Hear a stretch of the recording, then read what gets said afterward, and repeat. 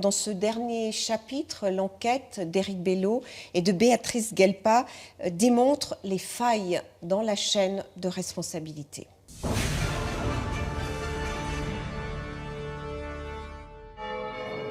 14 septembre 2014. La famille et les amis d'Adeline sont à nouveau réunis dans cette église d'Avusy. Et son ami d'enfance lui rend hommage. Ma petite Adeline, le temps sans toi n'a plus la même valeur. Ça fait 367 jours que nous sommes privés de ta présence. 1 an déjà, 1 an seulement. Mais le sentiment qui a dominé cette année, c'est l'impression de vivre au royaume de l'absurde. Comment est-ce que ça a pu arriver ? Ça n'a aucun sens d'être là aujourd'hui pour commémorer ton souvenir. Alors depuis 1 an, on lutte pour ne pas se laisser happer par le gouffre du non-sens, à coups de pétitions, de médias, d'émotions. Certains diront qu'il vaut mieux tourner la page et faire son deuil. Mais pour moi, la quête de vérité fait partie du deuil. Même si je sais que la vérité ne sera sans doute jamais complète, et que si un jour nous saurons comment cela a pu arriver, la question du pourquoi restera toujours sans réponse. Le temps n'efface pas le besoin de comprendre. 1 an après le drame, les proches ont le sentiment que l'affaire s'enlise. Comment arriver à accepter la perte de quelqu'un dans des conditions aussi atroces, imaginant ce qu'elle a dû endurer. On préférait se dire que tout a été, que tout n'a été finalement été qu'une question de malchance, que tout avait été fait correctement, mais que voilà, il a été juste plus fort que le système. C'est pas du tout ça qui s'est passé. Donc, pour pouvoir accepter, il faut pouvoir avoir un minimum de réponses.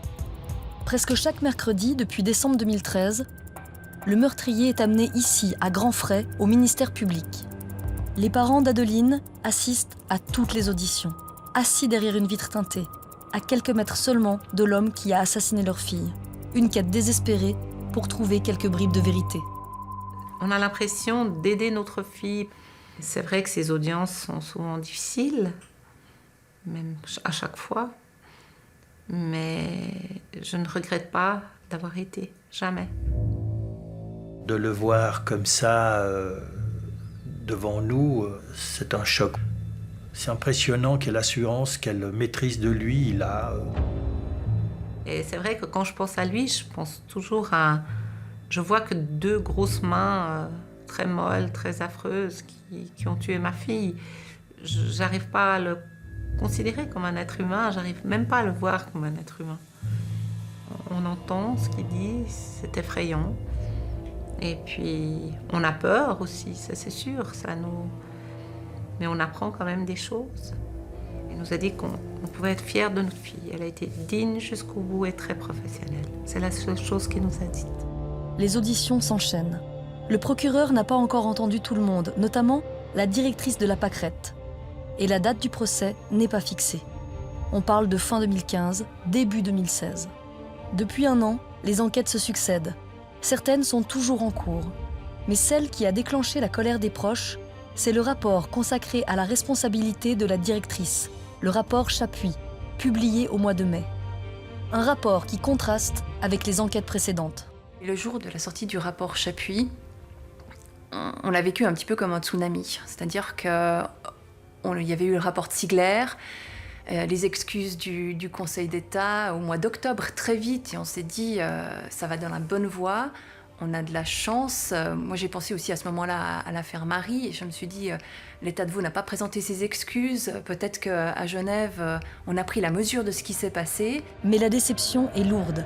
Ce rapport de 200 pages parle d'erreurs de jugement et ne débouche que sur un simple blâme à la directrice. Les plus proches amis d'Adeline entrent en résistance. Psychologues, journalistes, avocats, ils créent ensemble le collectif Justice pour Adeline. La première réaction, ça a été la tenue d'une petite manifestation devant l'hôtel de ville le lendemain, pour dire qu'on n'était pas d'accord avec ces conclusions, qu'il y avait trop de discordance entre le rapport de Ziegler et le rapport Chapuis pour qu'on s'en satisfasse. C'est comme ça que le mouvement est né, c'est de cette colère et de cette incompréhension surtout. celle qui a dirigé la pâquerette pendant 13 ans, garde son salaire. Elle est simplement changée d'affectation. La directrice n'a pas souhaité répondre à nos questions.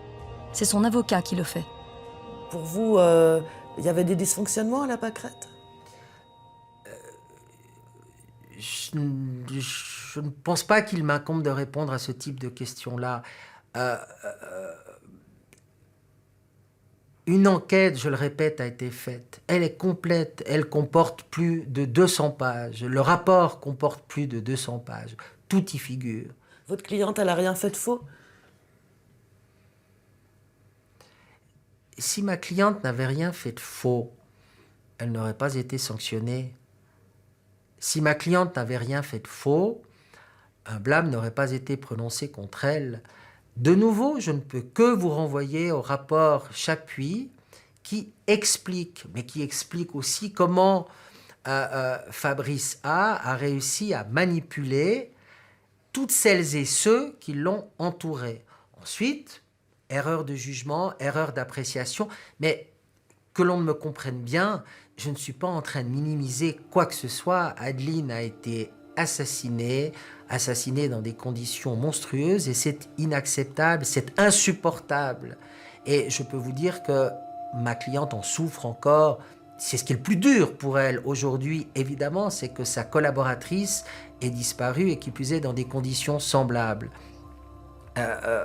Voilà, que voulez-vous dire de plus face à un drame semblable ? Bien sûr, alors erreur de jugement, d'appréciation, mais de tous, de toutes, de beaucoup plus de monde que d'une seule personne, à n'en pas douter. Alors, qui d'autre est responsable ? Dans cette affaire, 2 départements sont concernés, celui de la sécurité et celui de la santé. La pâquerette dépendait du département de la santé. Elle était rattachée au secrétariat général de l'hôpital cantonal.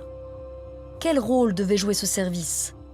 Quel contrôle a-t-il réellement exercé ? Les responsables n'ont pas voulu répondre à nos questions. Pas plus que Pierre-François Inger, qui était alors chargé de la santé. Côté sécurité, Pierre Maudet, lui, a accepté de s'exprimer sur cette affaire. Le conseiller d'État avait identifié les problèmes et même tenté de rapatrier la pâquerette dans son département au printemps. Mais en vain. L'impression que j'ai eue après coup, j'ai d'ailleurs exprimé peu de temps après, c'est que petit à petit, cet établissement, dans l'établissement de Chandelon, est devenu un peu comme une bulle, où le pari était fait que systématiquement, on allait pouvoir réinsérer, que tout le monde était récupérable, et qu'il y avait comme une mission, une quête là derrière. La pâquerette n'était pas sous la responsabilité de Pierre Maudet au moment du drame. Mais son département chapeaute le service d'application des peines et mesures, le SAPEM, également mis en cause. Selon la loi genevoise, ce service ne pouvait autoriser la sortie du meurtrier présumé d'Adeline sans demander l'avis du conseiller d'État, ce qui n'a pas été fait. Cette loi, vous étiez au courant qu'elle existait ? Je suis au courant de l'existence de toutes les lois. Le problème, c'est pas d'être au courant de l'existence de la loi ou pas, c'est de savoir pourquoi est-ce qu'elle n'a pas été appliquée. Auparavant, le directeur de la prison avait un contact direct avec le magistrat responsable du département. Aujourd'hui, on a créé des échelons de manière à pouvoir trouver des coupables, des boucs émissaires, pour protéger quelque part le politique aussi. Et ça, c'est peut-être pas forcément la meilleure des choses non plus. On a l'impression que des portes se ferment, ou en tout cas qu'il ne faut pas trop les pousser. On a l'impression que petit à petit, plus on demande des réponses, plus la réaction c'est de dire circuler, il n'y a rien à voir. Ce document prouve que le gouvernement est intervenu pour limiter l'enquête sur ce drame. En décembre 2013, voici le courrier qu'il a envoyé au conseil d'administration de l'hôpital. Très concrètement, ce mandat doit rester strictement limité aux questions relevant d'une éventuelle responsabilité de la directrice. De dire à l'avance, ah non, mais vous ne regardez pas certains aspects, vous ne regardez pas les questions de hiérarchie au niveau des HUG, vous ne regardez pas les questions liées à l'État et au département de tutelle, pour moi, c'est extrêmement problématique. Ça donne vraiment l'impression qu'on veut cacher quelque chose. Pourquoi avoir voulu limiter l'enquête ? Alors vous êtes mal renseigné et on ne commente pas le courrier du Conseil d'État. Pour tenter d'y voir plus clair, au mois de juin, le collectif dépose une pétition au Grand Conseil. Son but ? Que les députés votent une nouvelle enquête. L'affaire devient politique. Le 28 août, Le débat est vif. Aujourd'hui, nous savons, mesdames, messieurs les députés, que les enquêtes qui ont eu lieu n'ont pas révélé tous les problèmes à tous les niveaux de la hiérarchie de l'État dans le drame qui est survenu. Madame, Messieurs, je vous pose la question. Lorsque le rapport parviendra à ce Parlement et que celui-ci décidera « Ah non, dans le fond, ça ne nous plaît pas, il n'y a pas les conclusions que nous voulons », alors qu'est-ce qu'on fera? On nommera une commission internationale. Et puis quand ce rapport ne plaira pas non plus, on nommera qui? On demandera à l'ONU éventuellement de faire une enquête? Mesdames, Messieurs, ce Parlement est juste en train de perdre la tête. Mais ce n'est pas tout. La presse révèle un projet secret de convention entre la famille d'Adeline et l'État. L'État reconnaît ses responsabilités, entre en matière pour payer une partie des frais d'avocat, à condition qu'aucune plainte pénale ne soit déposée contre un fonctionnaire. Les consorts Morel-Poy s'engagent à ne pas demander et à ne pas soutenir de mise en cause d'un agent de l'État ou des HUG dans la procédure pénale. L'État demande aussi que la famille se taise. Acheter le silence de quelqu'un pour un assassinat, moi personnellement, ça me choque, ça me semble pas normal d'un point de vue ne serait-ce qu'humain. À la limite, dire vous ne parlez pas, on paye vos avocats éventuellement, mais interdire de porter plainte contre d'éventuels responsables à des parents qui ont eu leur enfant assassiné, c'est-à-dire de demander à ce que les auteurs ne soient pas punis, ça me semble personnellement absolument aberrant. Mauro Poggia est avec nous, bonsoir. Bonsoir. Ce qu'on a pu en déduire, c'était que l'État cherchait à acheter le silence de la famille d'Adeline parce qu'il y avait une clause qui disait en échange, on ne fait plus de procédure. Qu'est-ce que vous répondez à ça? Écoutez, c'est scandaleux de présenter les choses ainsi. On laisse entendre que l'État utiliserait des méthodes répréhensibles en essayant de museler de pauvres victimes, en leur disant « nous n'allons vous verser ce que nous vous devons qu'à condition que vous nous laissiez tranquilles ». Il est scandaleux de véhiculer un tel message qui est fondamentalement faux. Mais Mauro Poggia, le conseiller d'État chargé de la santé, a beau dire. Depuis des mois, la famille vit avec cette pression financière. Les frais d'avocat s'accumulent. Et les parents n'ont pas la certitude que l'État payera. Cette pression financière, au début, on n'y pensait pas.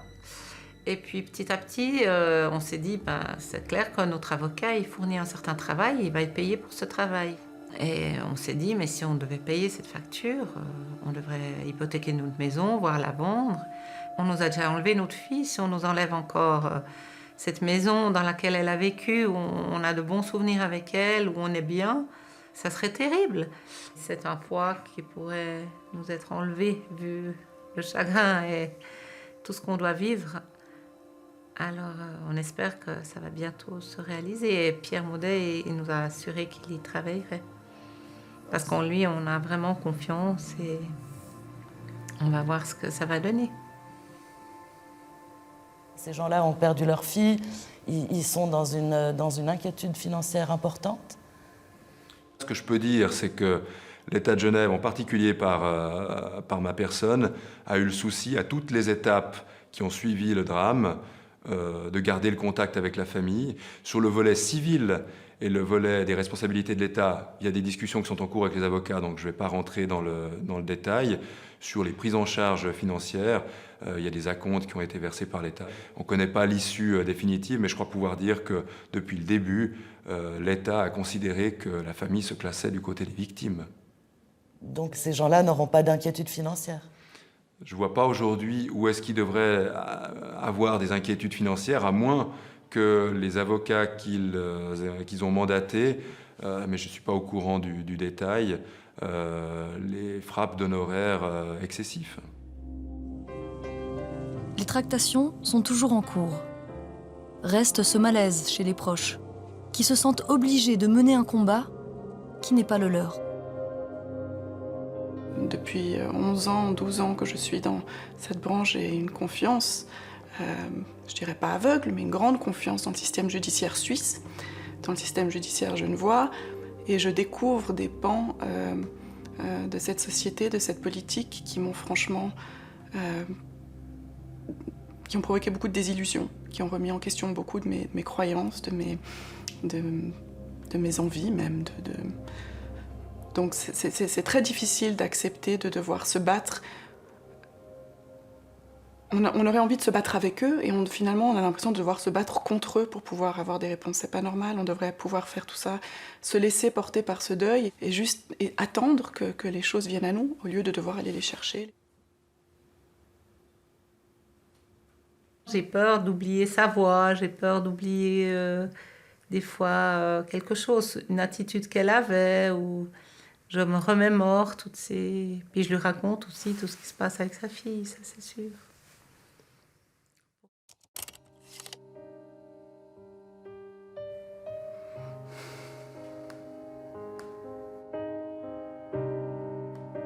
C'est la première fois que je les regarde en fait, depuis bien longtemps. C'est des photos de l'année dernière. Elle est où? Et en fait, c'est comme si toute l'horreur de la façon dont elle est morte venait effacer tous les moments heureux. Parce que c'est vrai que quand on regarde tout ça, ça me ramène tous les... En fait, ça me rappelle à quel point en fait on était heureux en fait. Puis elle était heureuse, elle a vraiment l'air, elle est épanouie, elle est enceinte.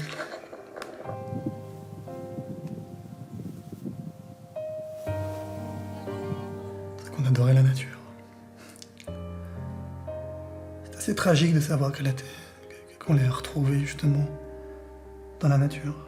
Je trouvais ça très tragique. Pour moi, c'était très tragique. Donc voilà, comme dans cette image, finalement, elle est toujours quelque part par là. Exactement comme... Là, on la voyait plus, mais elle reste dans le décor, toujours. Je continue aussi à avancer parce que... Avec Adeline, on avait établi certains principes de vie.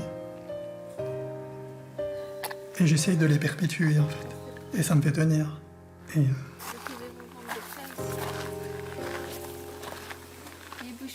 Certains principes de la vie, c'est pas fait pour souffrir, la vie c'est fait pour être vécu, alors c'est facile à dire. On était heureux, et je trouve que c'est le rang d'honneur que de rester debout et de tout faire pour que